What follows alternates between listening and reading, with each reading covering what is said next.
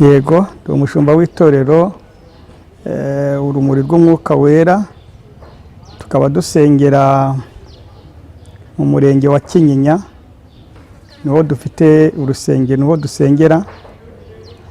Nanjye uyu munsi wa none nanezerewe, nanejejwe n'amagambo y'Imana numvishije, umukozi w'Imana yatuganirije, kandi numvise nafashijwe mu bugingo bwanjye.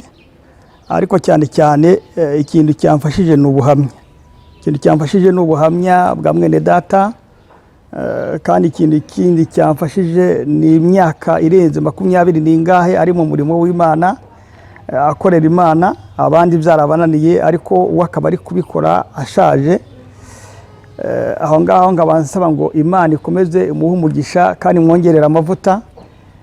Kandi ikindi cyanejeje nuko yabanye nawe mu mirimo yagiye akora, yatubwiye atanga ubuhamya bwiwe, ari imirimo ya gisirikare, ari imirimo mbega Imana yagiye ikorana nawe, ikabana nawe, igihe kikaza kugera ikanamufasha no mu buryo bw'umwuka, akageza ubutumwa bwiza ku isi yose.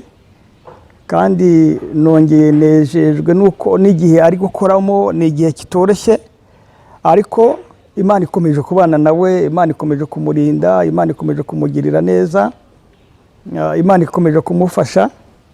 Kandi hagati y'ibyo nejejwe n'uburyo Imana yamwongereye imbaraga, cyangwa ikamwongerera ishyaka, cyangwa uburyo yigomwe mu butunzi bwiwe, akaba ari gukora umurimo nk'uyu ukomeye uruhije, kugira ngo ijambo ry'Imana rigere ku bantu batarava mu byaha.